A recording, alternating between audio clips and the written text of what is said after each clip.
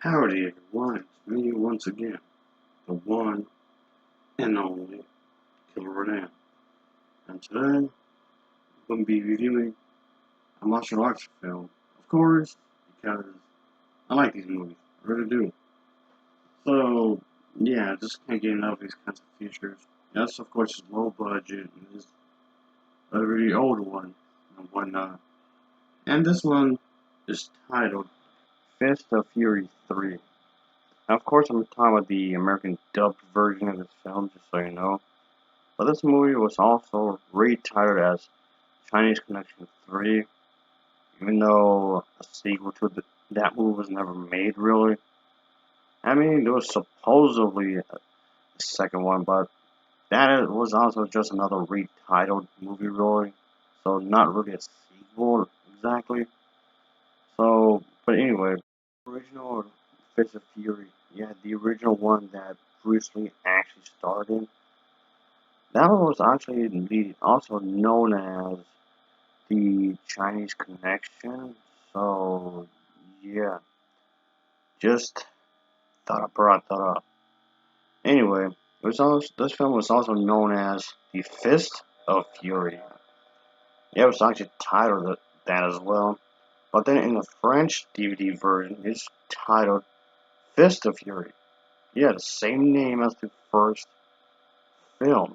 So yeah. And by the way, there was actually called Fist of Fury 2. Yeah, it was actually retitled that as well. Yeah, what?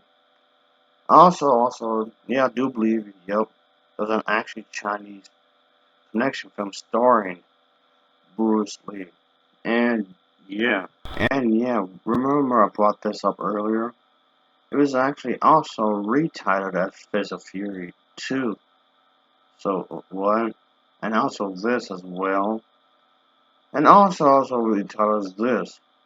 So it just gets me to thinking, was there really a Fury 2? Does that even exist? I don't know. This entire thing's a fusing mess, so chances are probably not.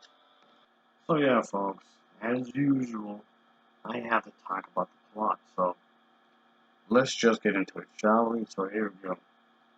But yeah, Bruce Lee, his character from the first film comes back after all the stuff he had done from the first system of Fury, of course.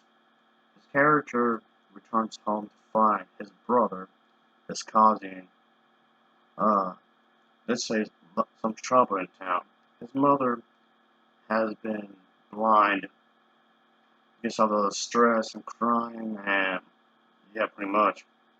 And yeah, the whole bit where from the first film where the Chinese would be mistreated by the Japanese imperial soldiers and whatnot.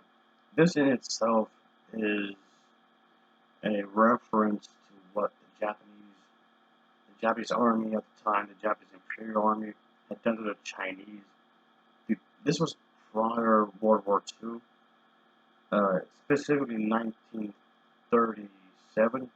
Yeah, trying to put the story here with some historical context. Yeah, it gets ugly, folks. Really, look it up yourself. That actually did happen.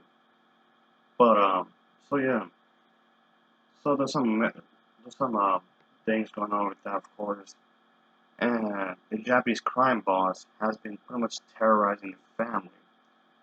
So, yeah, our main character, like I said, you'd be thinking him returning home from what he had done from the first film, and you think he'd be all great, but no, but no, but no.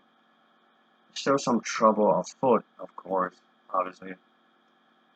But yeah, at first, our main character tells his mother, uh, let's just say that he will no longer fight anybody. So, so yeah, let's just say that he doesn't exactly keep that promise for very long, of course, because the Japanese imperial soldiers and whatnot have been doing, of course. So yeah, they are aware of his history and whatnot. So of course he wanted to terrorize his family, among other things such as vandalizing his mother's store and beating up his brother and frame him for a murder that he didn't even do. So yeah, this crime boss is gonna be the bad guy. He arrives in town and cause a ruckus, so to speak. So yeah, let's just say that our main character must prepare for the final showdown, the final fight and whatnot. So that's basically what's going on here, folks. So as for the director of this movie, yeah, there seems to be a bit of a, I guess you can say a bit of a mess up here as well. One place is one thing, but someone else is stated as the director as well. So yeah, bit of a mess, don't you think? Yes, sirree. Well, that's basically what's going on. So, I mean, okay, I wouldn't exactly say that this was a blockbuster or anything. Not something that's like, ooh, it's not really like some grand masterpiece by any means, but the story, it gets the job done, I guess. It's pretty fast paced, so I guess I can't complain too much, really, I guess you could say.